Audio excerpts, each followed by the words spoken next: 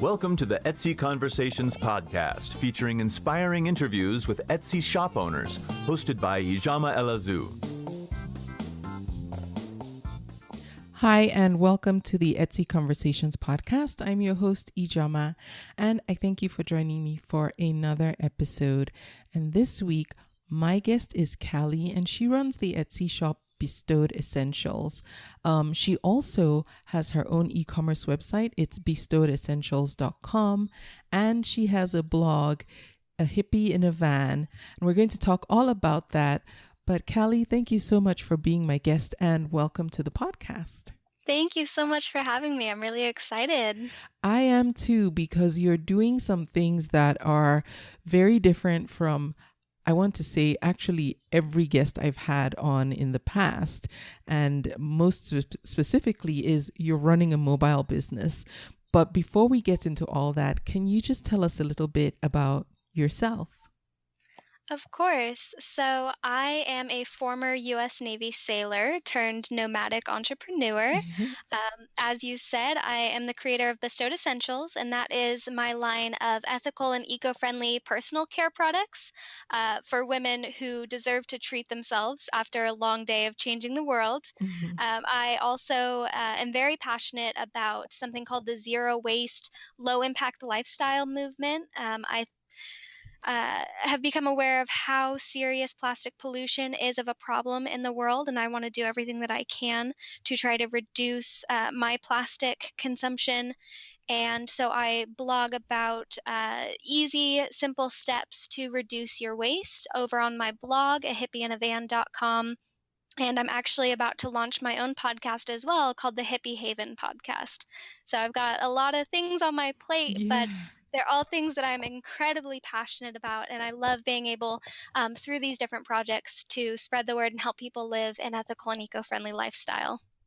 So, Callee, first of all, thank you for your service in as a sailor in the Navy. I appreciate what all our veterans and everyone who serves in the armed forces. Well, I don't know if armed forces is the right word. Is that the right phrase? Yes, yeah, it is. Okay, does. So thank you. And when you retired, what made you decide to go into business for yourself as opposed to just picking a particular geographical location and settling? Well, I didn't retire. Retiring is people who spend at least 20 years in the military. I did 4 years Okay. as an Arabic translator in the Navy. So after I did the 4 years and my contract was up, I had actually started my business my last year on active duty. And at the time, of course, being full-time active duty, it was just a part-time side hobby. But I knew that with my contract ending soon, I wanted to be my own boss, especially after having been in the military. I did thrive on the structured routine, but I also hated being micromanaged and treated like, very unintelligent. And so there were aspects of the military that I am incredibly grateful for. And some that I was like, yeah, this isn't for me. This isn't what I want to do with my life. I want to be my own boss. I want to follow my dreams of traveling the world. And so that's why I started my business, knowing that it was something I'd want to take full time after I got out of the military, as well as having always dreamt of being able to travel.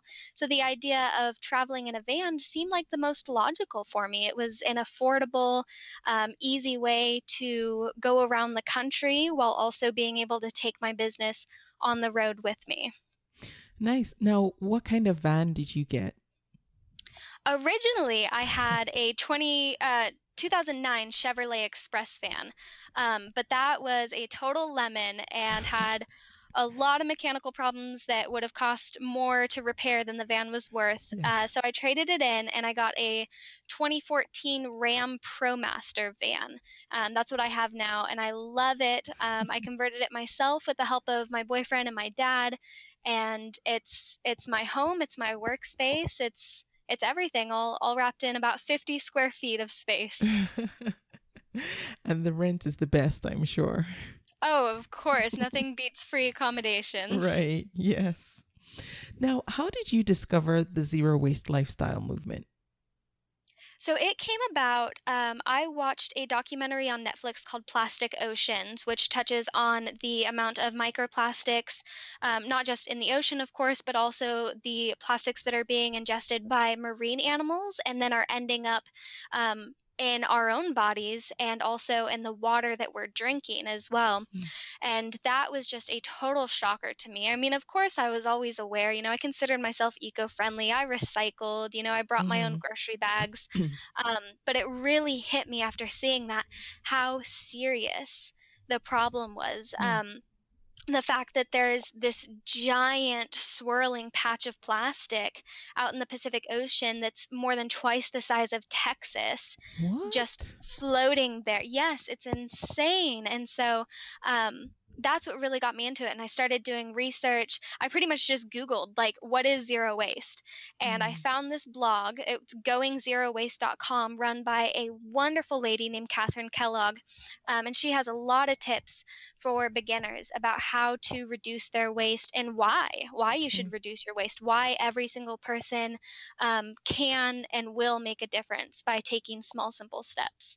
So it just instantly clicked with me, and I just, it's hard to explain, but when something you just realize, like, this is it. This is what I'm meant to be doing Yeah. with my life. And so I immediately started taking the steps to try to make not only my personal life, but my business that I already had running for about a year, to make them both as eco-friendly as Mm-hmm. possible. Um, and so it just evolved from there, and now I have had the opportunity to talk to and to work with a lot of people, and I'm loving it. I love being able to do whatever I can to help others reduce their waste now too. Yes, thank you for that. So, one of the things that I think about and sometimes concerns me when we talk about the environment and just being better stewards of the environment is sometimes I get discouraged because I feel like I'm one person. Yes, I can do my part, but if everyone else around doesn't care as much or isn't doing as much or anything really, what difference will it make? And so do you think about that? And if so, um how do I phrase this? I don't want to say what difference does it make, but what difference can it make? Just doing our parts and getting the word out, because I mean the world is so vast, and I know not everyone is going to get on board with the movement, but what can we do to help, to just help? I think that, and I feel that quite often, and that's a topic that I've had with other people who are trying to reduce their waste as well, kind of feeling hopelessness Mm-hmm. of, what I'm doing isn't enough. Yeah. I totally understand, and it is enough though. When 7 billion people think it's just one plastic water bottle, it's just one straw, what does it matter? Mm-hmm. Like, it seems like the one person doesn't matter, but it really does add up. And so right now, it's a growing movement. And so, um, those of us who are very ecocentric, very focused on our impact on the planet, are still, unfortunately, the minority. But I do absolutely believe that by leading by example, never being really pushy about it, but just showing people other alternatives. And the fact of the matter is, some people do not care about the planet. Some Mm-hmm. people don't think it's their problem. That's for the future generations to deal with. I just want to live my life Mm-hmm. and do what I Mm-hmm. want. I don't care. There are people that are like that, and some people you'll never be able to change their mind. Other people, you might just have to find a different way to talk to them. Yeah.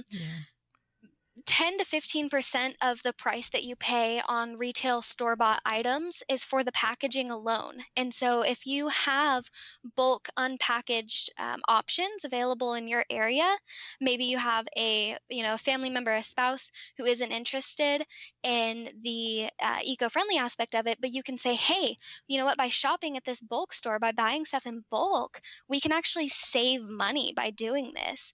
Or you can Mm. talk about how um, it's being resourceful. So Yeah. there are alternative ways to bring about the conversation with people. But Okay. yeah, it's a hard feeling to struggle with, but Yeah. the small changes that you make, people around you, they see what you're doing. They see you when you're bringing your reusable water bottle. The people behind you in line at the grocery store and your cashier, they see you using reusable bags. And Yes. it plants a seed. Nobody is ever going to like change the entire way they live based on one conversation or one experience. But after 10 or 100 like experiences, seeing somebody else do it, Yeah. it'll eventually start to grow on them. Yeah. I mentioned to you that I lived in the San Francisco Bay Area, and one of the things that one of the laws they passed actually was to decrease plastic waste. They all the grocery stores and actually retail stores stopped using plastic bags, which I thought was a really bold move, because for the most part, everyone knows California is very liberal, and a lot of people are very environmentally conscious, especially in the Bay Area.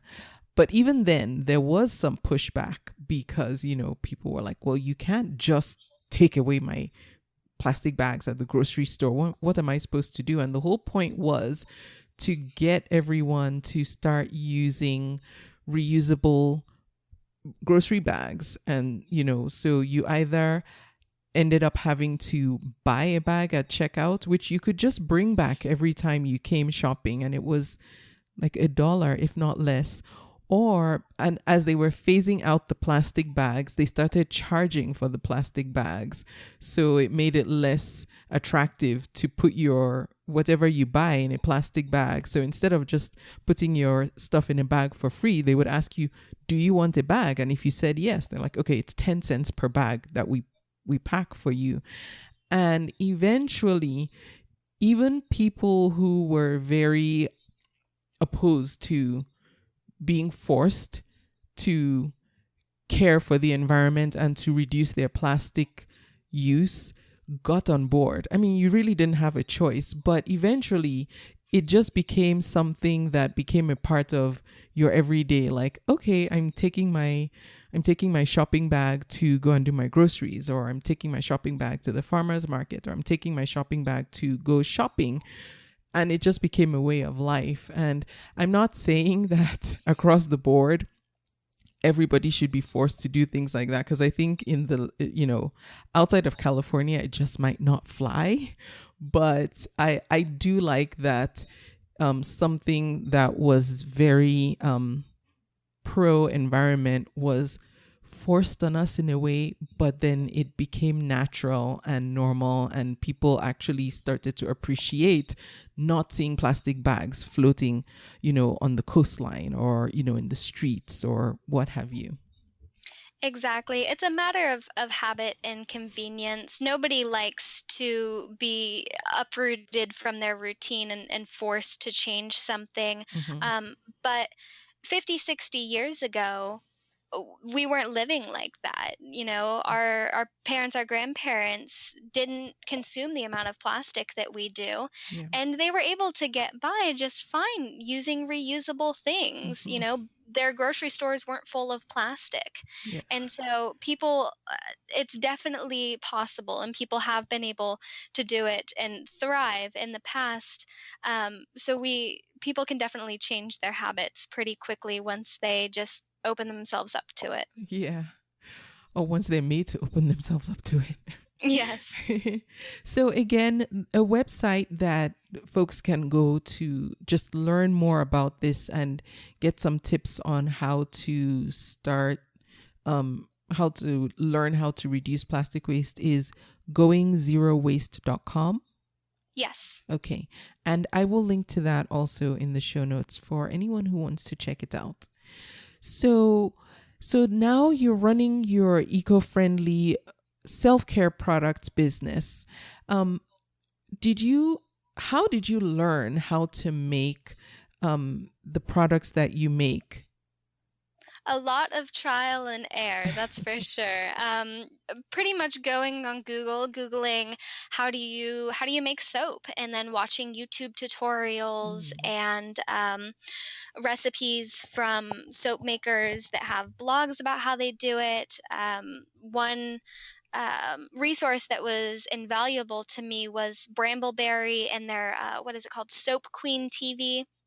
And they have a whole YouTube channel and multiple platforms in which they show you not only how to make soap, but different body care products.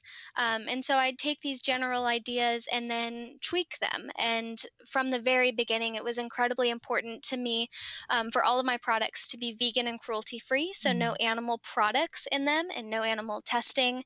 And then as well as being completely all natural. So no sulfates, parabens, no preservatives, no artificial fragrances or colors. So just creating my recipes, creating my formulas, testing them on myself and on my friends until I found things that were perfect and were able to sell them. That's great. So how did you discover Etsy and why Etsy? Well, I had bought a few things from Etsy previously. I was aware of it as a platform for handmade artists and crafters. And I really loved the fact that there was such a platform that was all about people doing what they love. And so when I started making things, at first, when I was making soap, it wasn't with the intention of selling it. I just really enjoyed making it. And I was giving so much, like I was making so much and giving so much of it to my friends. They were like, this stuff is great, but we have enough to last us for like 2 years. You should start selling it on Etsy.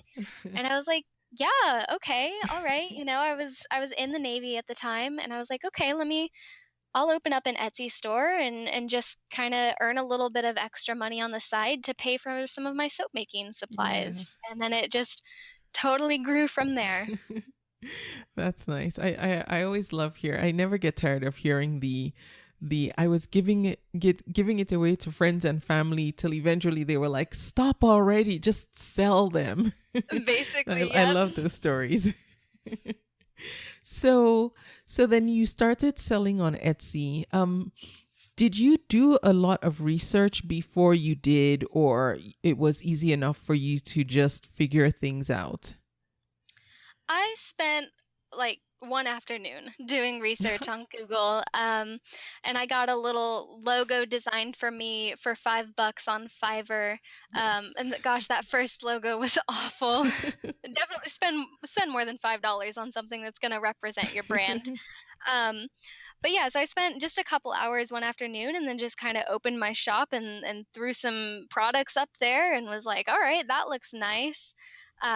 And it was later on when I decided to take it more seriously. And I was like, you know what, this is something that I want to be my full-time business. Once I'm out of the military, I need to treat it like a business. That I went and did a lot of research into SEO and Etsy optimization, all of that, to really buckle down and be more professional at it.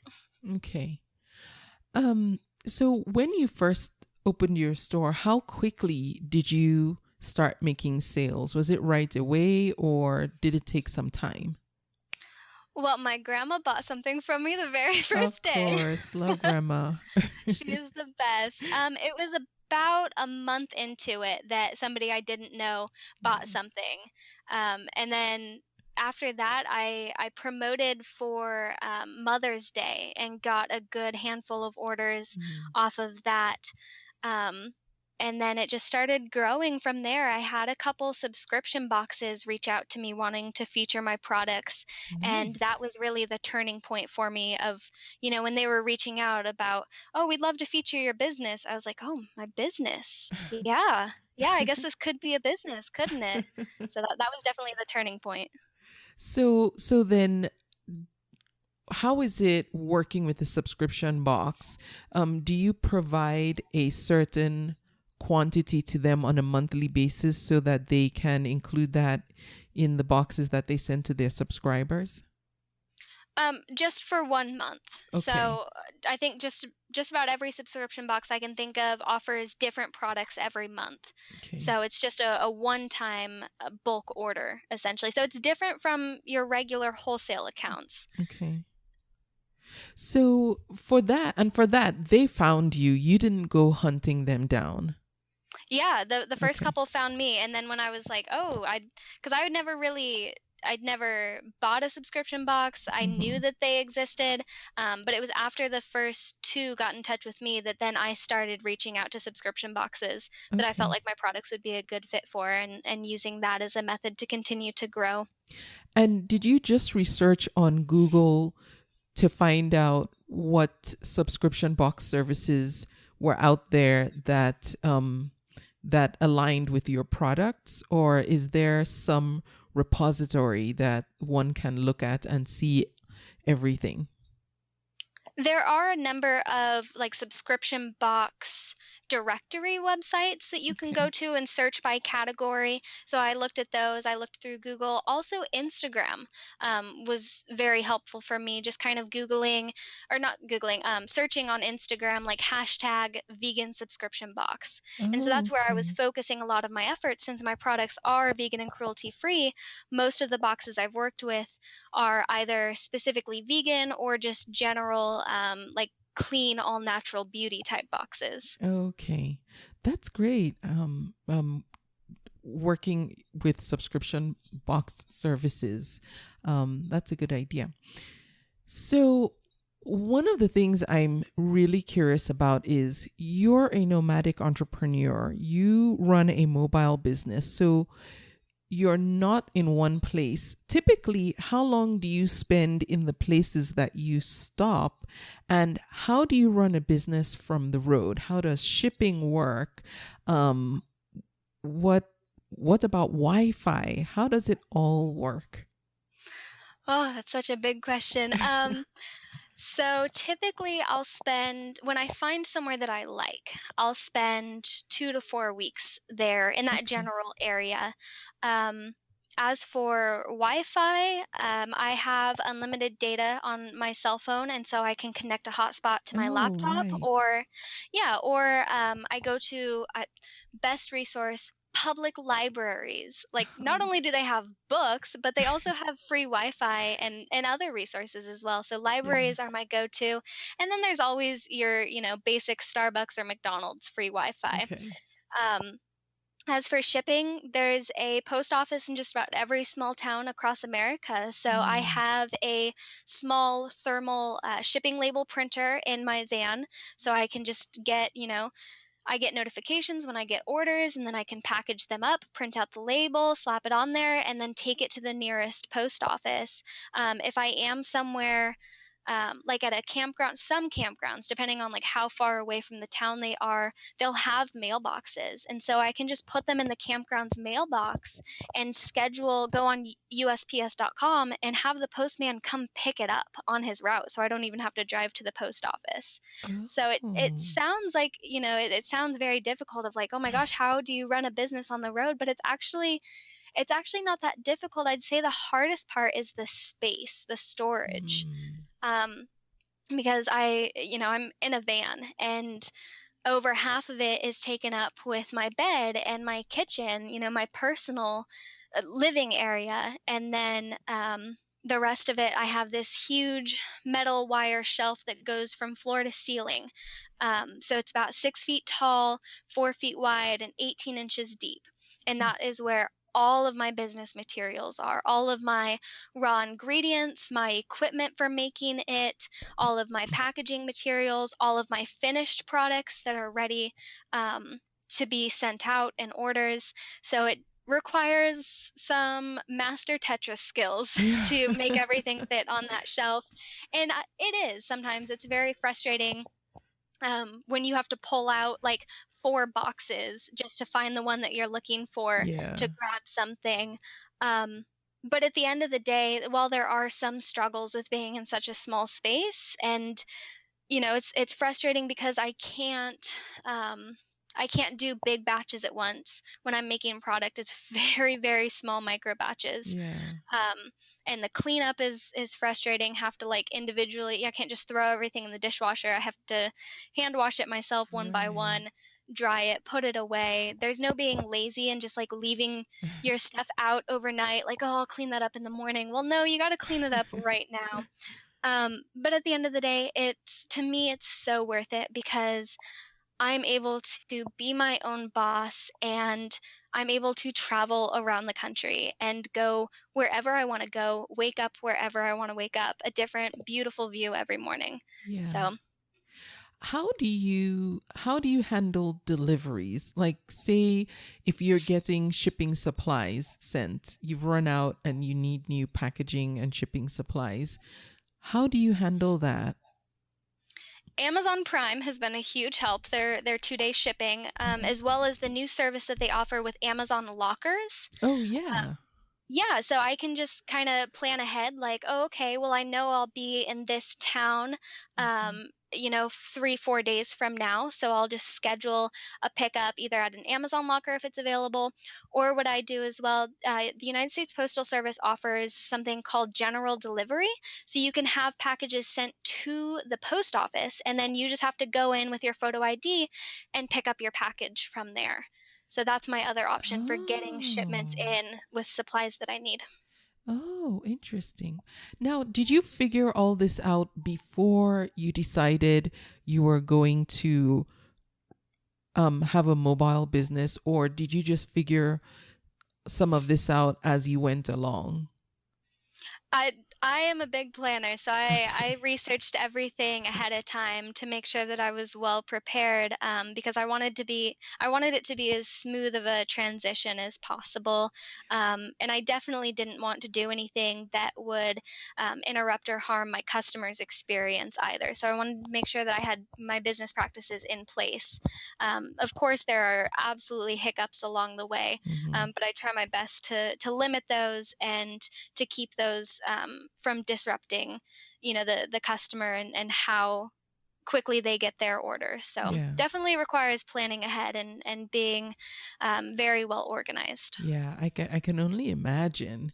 Yes, because you don't have the convenience of saying, "Oh, I forgot this," and having something. Yeah. Anyway, I can only imagine how organized you have to be.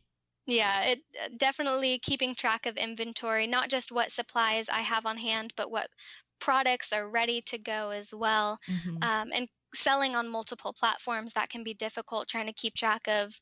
I sell something on Etsy, um, but I still have the same number of products listed on Shopify. So trying to keep those levels equal and not ever selling out of one while it's still listed as available on the other. Right. Do you use a specific inventory management system? Not yet. It is on my to-do list though, Hmm. because it is getting very time consuming to do it manually. So one of the Yeah. next things I'd like to invest in is getting some sort of inventory management software to do that for me. Okay.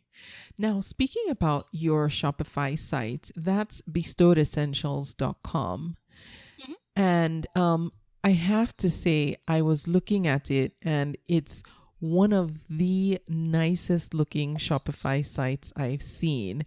And I don't know, well, okay, I shouldn't say that because that wouldn't be true. I know now, but I do want you to tell me again just how much customization you did to get it to look the way it does, because it has a really nice layout. But one of the things that I like is that it's very readable, it's very legible, like your font choice just flows, the pictures, the layouts. How much work did you put into that? Now I know how good of an organizer you are, so it's all making sense. But how much work, how much effort went into customizing your e-commerce site?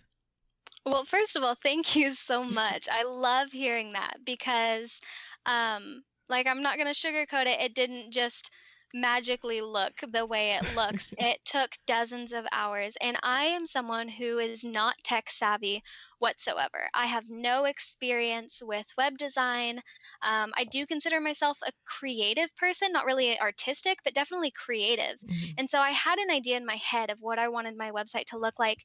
And what's great about Shopify is they have all these different apps that you can customize. You can install them, customize them, and they make it really easy for like total newbies like me to Mhm. go in there and get exactly the font size and the placement and the colors and the pictures just the way that you want them. So it was dozens of hours, and it's gone through a couple different changes. So I'd say about 80% of it was just the apps that are available, and most of them that I have, I think I have mm, probably 12 or 15 apps altogether. Not all of them are specifically for customizing my site. Some of them are for touching up pictures and my shipping label Okay. printing and all of that. So I'd say about 80% of it is the apps, and most of the apps are free or only a couple dollars a month.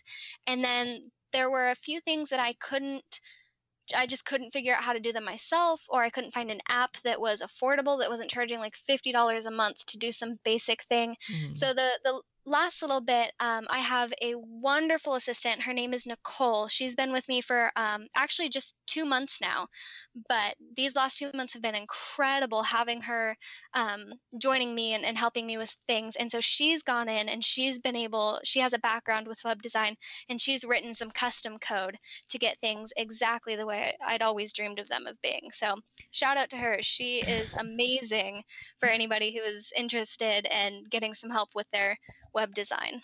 Is the best way to get in touch with her to connect with you? Yeah. Okay.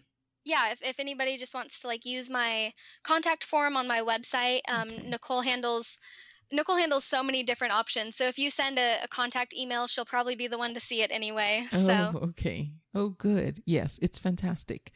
Now, how is it working with an assistant when you're on the road? How does that work? Do you primarily just communicate via email or phone? And are there any hiccups that you've experienced from not being able to work face to face all the time? no hiccups. We're both, Nicole and I, very introverted people who keep like very odd schedules. Mhm. So we communicate. We have a Google Doc that is just titled business plans, and it's got my to-do list for the week, her to-do list for the week, and Okay. then future plans split between both of us that, as we cross things off, then I'll move things up from future into our to do this week, to do this month. Okay. So we use that, and then we also just text back and forth a lot. um, but then, like I said, she keeps a crazy schedule. So sometimes, if it's after midnight and she's still up working, she knows to email me instead of text me so that she doesn't wake me up. Yeah. But no, I love working with a virtual assistant. I was very, what's the word? I was scared to hire somebody because I was like, well, I make enough money to cover my own bills, but and to travel, of course, Yeah. but I don't have enough money to pay a second employee. And so I was very nervous. I was like, well, I need to wait until I have more money to be able to hire somebody and add somebody to the team. And then I finally just decided to go for it because I see it as an investment into my business. Yeah. And so it did require taking a pay cut for myself for the time being, but I know that the stuff that we've gotten done in the last 2 months that she's been with me, getting automated systems in place, being able to pursue ideas that I've had that just I would have never been able to get to with my crazy long to-do list on my own. Yes. And I know that it already is starting to pay off. And I know that by the end of the year, it will absolutely have paid for itself and more. And I love working with her too. That's encouraging to hear because I think that just exactly what you said is the reason a lot of sellers hesitate expanding their staff and getting help is, we get to a point where we're happy with the income that we have, but running our businesses alone is limiting. And then the thought of taking a pay cut so we can pay somebody else typically we stop the thought there instead of going on to think of how much more productive we will be if we have a second person helping, and then eventually that will lead to a higher income. So it's good to know. Now, how did you find Nicole? Did you use a virtual assistant service to find her, or did you put an ad out and then interview different people? I actually found her through a Facebook group. So I'm a member of several different location independent biz babes and living the laptop life and just kind of those like digital nomadic entrepreneur type Facebook support groups. Okay. And so I actually found her through there. I wasn't even ready to hire. I was just kind of putting out feelers, and I posted, I was like, hey, I'm really interested in finding somebody, but I have so many things that I would want them to cover, and I wouldn't want to have to hire multiple people to do all these different things. Like, what should I expect the pay rate to be, as I was trying to figure out like if I could juggle it. Yeah. And just kind of putting feelers out there. And she messaged me. She was also in that group, and she messaged me and was like, hey, I have experience with a lot of the things that you mentioned, and there's a couple of things that I don't, but I'm a fast learner and I would love, Oh. I've checked out your website. I think what you're doing is so amazing. I would love to be part of it. And it actually went to my Facebook like other message box. So I didn't see it for over a month. Oh. And then when I finally saw it, at that point, I was like looking, I was just starting to look. I was like, okay, I do need an assistant. And so it was perfect. Like everything just lined up. And I replied back to her. I was like, hey, I'm so sorry. I never saw this, but what's your email? Let's Skype, let's talk, let's see if the vibe fits. And it did. And it's been great ever since. Oh, good. Okay, that's good to know because I've always wondered. I know sometimes people will get referrals, but being a part of these Facebook groups, I guess, is helpful. You said one is called the Nomadic Lifestyle Facebook group. There's one that is location independent biz babes, and then there's another one called living the laptop life. And those are the only two I can think of off the top of my head that are specific for like nomadic entrepreneurs. But altogether, I'm a member of like 30 Facebook groups for like vanlifers and zero waste and all sorts of different things that I'm interested in. Okay. All right. So I will try and find these and link to them. So if anyone is in the market for help, they can go check them out and maybe put some feelers out. Yeah, definitely. So let's talk about how you promote your Etsy shop. What do you do to get the word out? And actually, not just your Etsy shop, because I know you mentioned that more of your sales now are coming from your e-commerce website, not your Etsy shop. So I guess, first of all, I'd like to know, how did you get to the point where your independent site is able to garner more sales? Because I know usually we talk about, there's a large audience on Etsy, and, the bulk of most people's sales initially come from Etsy, but you've been able to turn that around and your platform is getting you more sales. What did you do to get to that point? So for the first 6 months, I was only on Etsy. And then after I started working with subscription boxes, I was like, I feel like I really need my own platform that a place where the algorithm doesn't just change on me and I have to go and rework my listings, somewhere that's mine, somewhere that can never get shut down for whatever reason. And so it was I started on Etsy in January of 2017. I opened my Shopify website in the end of June of 2017. And then I just started, I've always been big on Pinterest. And so with Etsy, most of my sales there today are coming from having very well crafted SEO on this site, and then a handful of pins on Pinterest that are still circulating around. Those still drive a little bit of traffic for me with Etsy. But yeah, my Shopify website has definitely become the much more profitable platform for me. And I have a ton of pins on Pinterest that I've created to drive traffic to the website. I've worked Mhm. on my Google SEO so that I'm showing up. Um, and I just redid my website, and I went through a rebrand, and so I had to rework my SEO. But I'm getting to the point where I'm ranking on Google for keywords like zero waste beauty, zero waste skincare, zero waste beauty Mm. brand. Um, and then the other thing, of course, is building up backlinks. That helps a lot as well. And so, working with bloggers who are in like vegan, cruelty free beauty niches, or bloggers who are in the zero waste plastic free movement, and getting them to review my products and post about it on their social media, on their blog, linking to Mm. my website. And Instagram as well has been huge for me. So I have my website's link in my bio on Instagram, and that is actually my number one traffic driver is Instagram, with Pinterest being a close second, and then Google after that. Wow. That is such a great strategy. And for anyone who doesn't know what a backlink is, it's when somebody from another website links to your site. And so that link is called a backlink. And it gives, in the eyes of search engines, it gives your website some credibility. And the more sites that point back to your own website, just makes you look more credible to the search engines. And so they give more weight to your website for specific terms that people are linking back to you for. I hope that was a Yes. good explanation.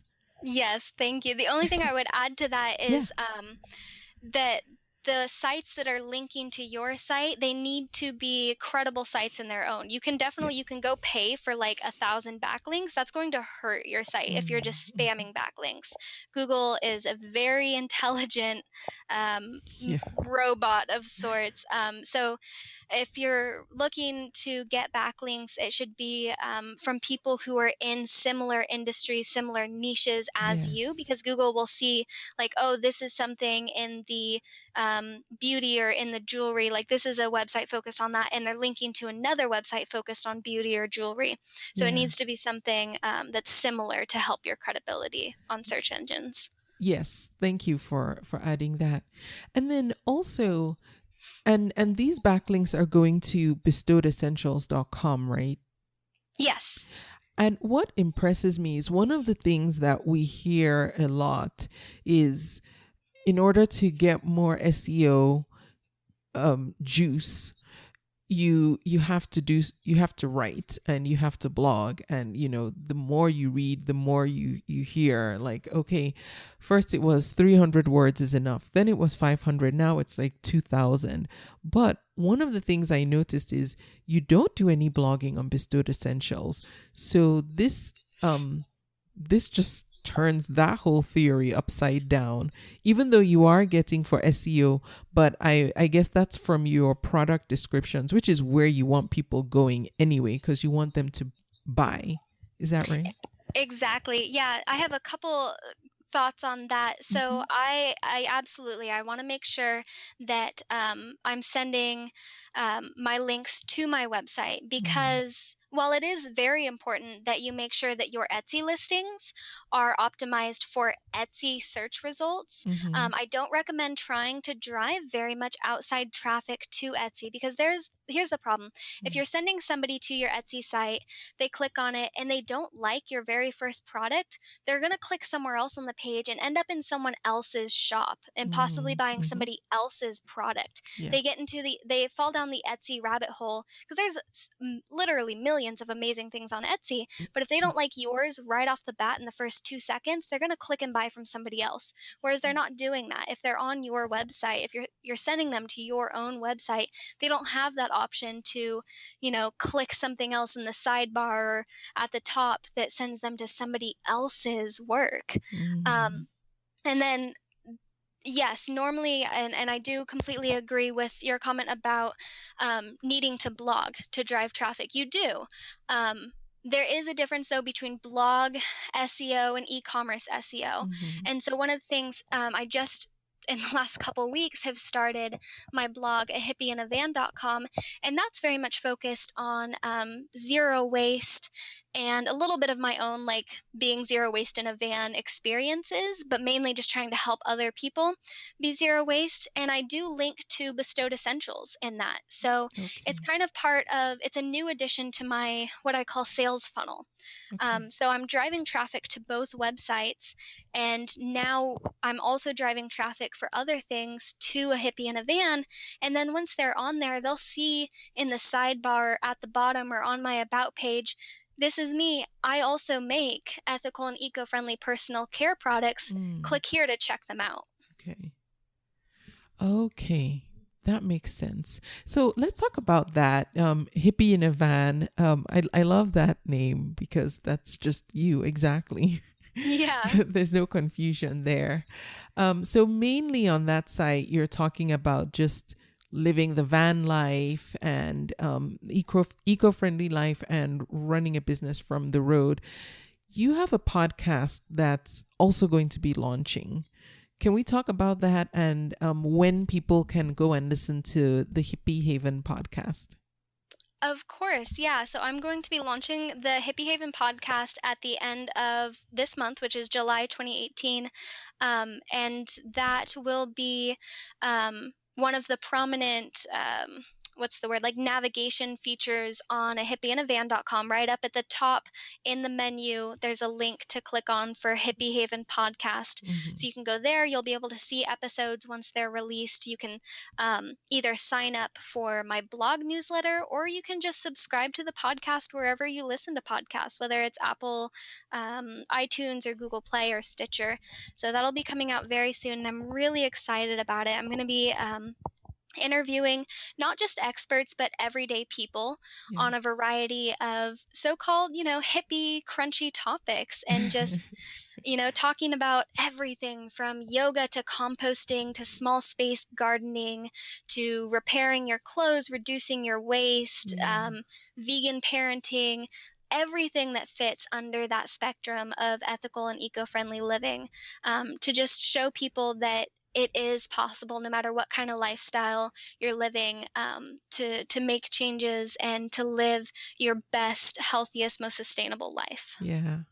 I'm so impressed with how much you're able to do on the go. Just because I feel like I limit myself because I'm like, no, I can't leave, a stationary place because, for one thing, I'm doing the podcast, but here you're going to be podcasting. Is mobilely a word? No, it's not, is it?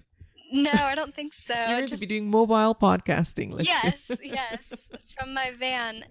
Yes. It requires a lot of time management. So I've found what works for me, and one of the reasons why I did so well when I was in the military is I love structure. I love routine.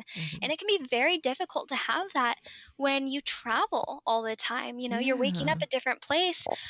So what I found works best for me is knowing each day of the week is dedicated to something different. So with my blog, I release a new blog post on Mondays is my plan. And so that means Sundays is the day for creating that content, writing the blog post, creating the featured image, the Pinterest image, scheduling my social media promotion. And then I have one day specifically for podcasting, setting up, finding new guests and editing already recorded podcasts, creating the graphics for it, getting it uploaded and scheduled, and all of the social media promotion for it. I have another day, or 2 days a week actually, strictly for production of making my Bestowed Essentials products. So I know when I wake up every day, like, oh, it's Wednesday, I'm doing this today. And of course, life totally happens and things fall out. And so Saturday is kind of my catch-up day. Saturday is like, well, what happened this week that I wasn't able to catch up on? All right, let me finish it on Saturday. And then if I am all caught up, then, I have a day to just do nothing and be lazy. But I am very much a workaholic. And so I do schedule things 7 days a week. And that is how I am able to do so many things, is because I'd say I don't really take very many like breaks or days off, but at Yeah. the same time, I'm already out in nature. And so my break, when I do take them, is stepping right outside my van and taking a quick 10-minute walk Mm. through whatever like beautiful, gorgeous area that I'm in.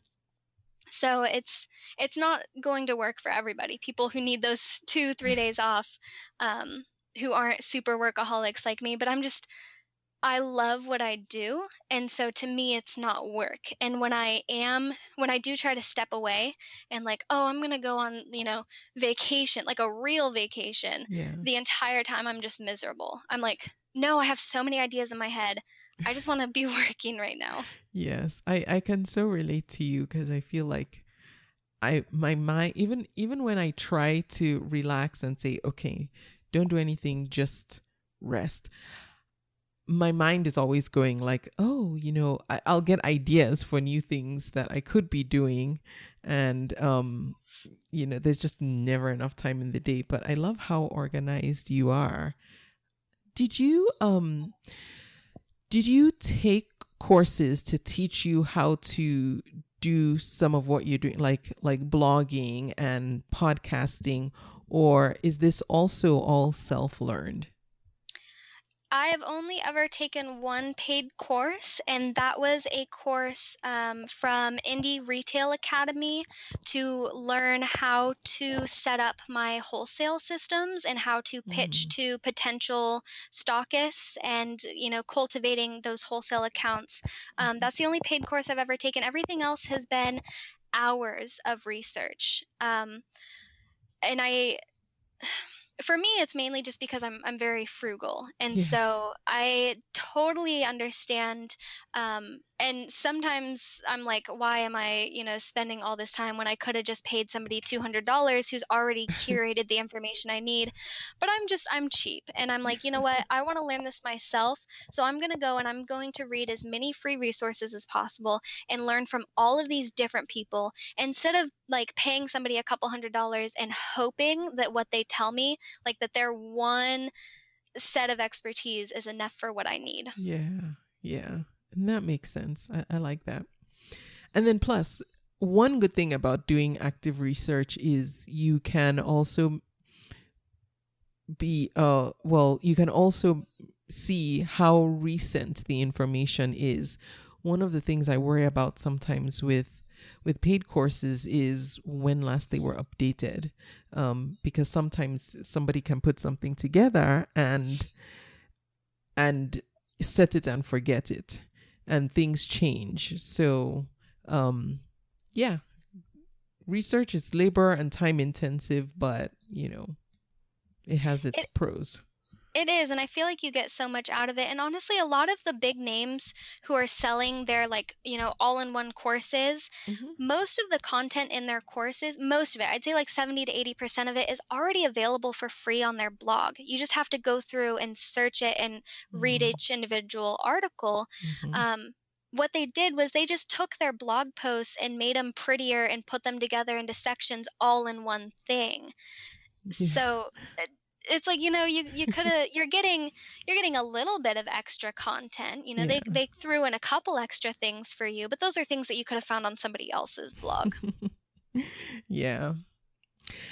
Now, Callie, what are some things that you would say that you've done thus far that have helped you be successful? And I almost feel like asking this might be redundant because a lot of what you've said really answers that question. But is there anything more you can think of that you specifically did that has just helped to add to the success that you're seeing today? Um, Believing in myself. Hmm. I still definitely struggle with imposter syndrome of, I'm not successful enough, or Yeah. I'm not enough of whatever to be able to help other people. But believing in myself and just having a mindset shift has been very instrumental. And then as well, it really all comes down to organization and passion. So if you don't have the passion to stick through the long hours and the problems that come up, it's never going to work out for you. And if you can have all the passion in the world as well, but if you're not organized and you don't have good systems in place, you're going to mess up and you're going to hurt your customers' experience and they're not going to come back. It's going to, it's going to go through word of mouth. So all of those things, they tie in together. But another thing that I do and I've just started doing in the last few weeks that have been huge for me is writing down not my goals, because those are like, oh, I hope this happens. Writing down what will happen this week and saying it out loud. This week, I am going to get 3 new wholesale accounts. This week, I am going to finish writing my email newsletter and schedule it.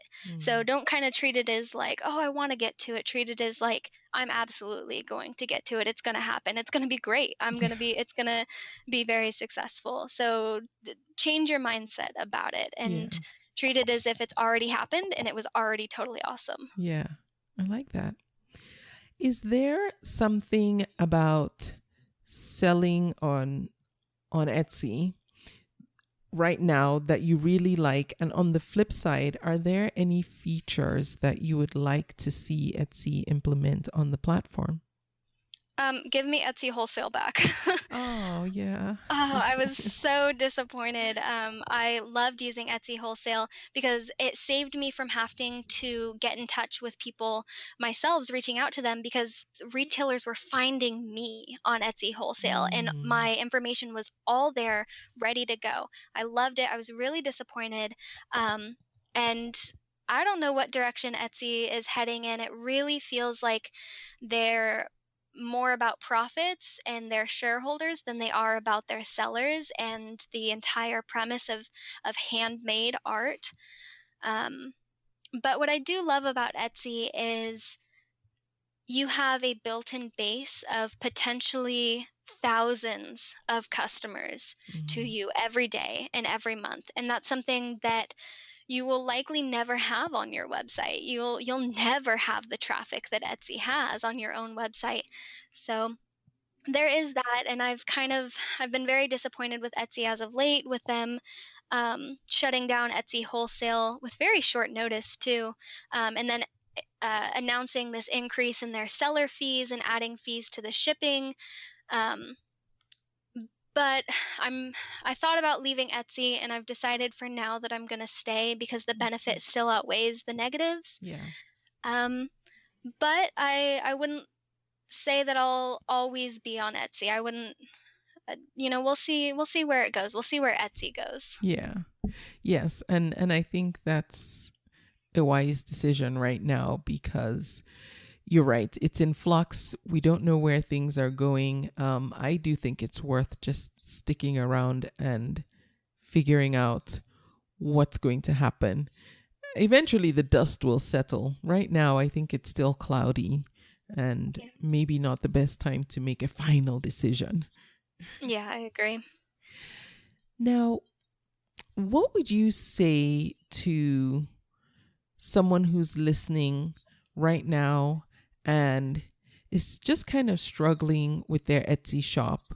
What advice would you give that person to just get past this place that they're stuck at?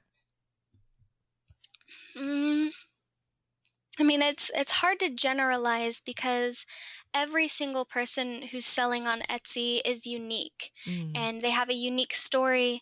Hopefully they have a unique product. The problem that can happen with Etsy is being oversaturated in some areas. And so I would recommend taking a step back, looking at your shop from an outside point of view, and maybe even asking an outsider to look at it for you and tell you what they think. you are unique. You need to be selling yourself like that. You can't just put up soap or bracelets. Mm. Like, you need to find, what is it about your product that is unique? Why should somebody buy yours over everyone else's? Like, what is it about your story? How did you get started? Why is your product different? And then I cannot speak highly enough of having professional photos. So when somebody's buying online, they can't touch it, they can't try it on, they can't smell it. You need to have really good descriptive, descriptions, but also the Yeah. photos so they can really imagine it. Try to have photos with models. Um, Even if it's not like a wearable thing, just holding it or whatnot, just so they have an idea for scale. Um, Yeah. just make your shop and your products stand out from everyone else's. That's great advice. Thanks, Callie. Are there currently any tools or resources that you're using, not just for Etsy necessarily, but even also Shopify, that you've found particularly helpful that you don't mind sharing? Um, oh goodness. Well, I love using Pinterest to Oh, drive yeah. traffic, as I mentioned. And the way that I manage my Pinterest account is I have a Tailwind account. Oh, yeah. So I love Tailwind. I think it's about $15 a month, but it is so worth it. And you can go in, you can spend 30 minutes once a month and schedule like 20 pins a day for that entire 30-day time period. Mm. And you can sort it out with different group boards. Then the other thing would be canva.com, Mm. Canva. And that's where you can go, and they have all sorts of free templates and free images, free little icons. You can upload your own stuff, all sorts of different fonts to create your own graphics for not only Mm. social media, but also for Pinterest, and then scheduling those through Tailwind. Um, and then, oh gosh, the other thing, I use a website called Pirate Ship to ship my or to print my shipping labels for both Etsy and Shopify. And so it's connected to both of those accounts, and I just log into Pirate Ship and I can just batch print all of my orders shipping labels from both platforms all at once, and they don't charge you any fees, unlike most other third party Really? shipping. Yeah, so they give you amazing USPS cubic pricing and commercial pricing, and they aren't charging you for it. So I love Pirate Ship, highly recommend them. There's a couple features that they're missing, but I've talked to their customer support, who is fantastic, and they'll reply back to you at like 9 o'clock on a Sunday night. And they said that they're working on them and they're going to be rolling them out in the next couple weeks. Just with like modifying weights and sizes and batch printing Okay. and whatnot. So it's somewhat limited right now, but it is free, and then they're rolling out more features very soon. And do you know if Pirate Ship is only limited to use for US based sellers, or can international sellers use that service as well? Oh, that is a great question. I know that they have. I'm logging into it right now to see if I can find out. I know they have like DHL, Okay, yeah. um, which I believe is an international shipping company, Yes, it is. Uh-huh. and I know that they also have UPS. I'm not sure though. I know Okay. that I can send international packages, but I'm not sure about like international sellers. Okay. I'll do some digging as well, and I will put whatever information I find in the notes for this episode. And if it's US only, I'll probably just put in parentheses US only. So if you go to the show notes for this episode on convome.com, you can see whether or not, if you're listening outside the US, if this is a service that you can use. I hope it is, just because everything helps, but I know it's possible it's not. Yeah. Yeah, hopefully. That's great. That's good that it's free too. I've never heard of Pirate Ship, so I'm definitely going to check them out. Yeah, I love them. Now, Callie, what's the best way someone listening can get in touch with you if they have additional questions, or maybe they want to get started being more eco-friendly with the products that they offer, or something else, what's the best way to reach you? So best way to reach me would probably be on Instagram. Okay. My personal slash like blog account is at a hippie in a van. So that's AHIPPIEINAVAN. So that would be the best way to reach out to me and to have a one-on-one conversation. I do also co-host the Hippie Haven Facebook group. And so that is a support community for people who are interested in living an ethical and eco-friendly lifestyle and are kind of just getting started and want some tips and advice and to be around like-minded people. So I would love to have people come join us there. Just look on Facebook for Hippie Haven. Okay.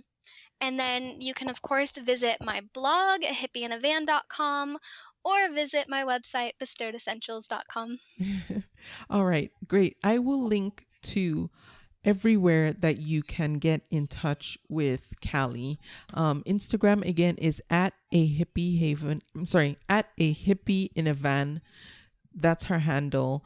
The Facebook group is Hippie Haven. And then I will link to hippieinavan.com and also bestowedessentials.com. And of course, Callie's Etsy shop too. So you can check that out as well.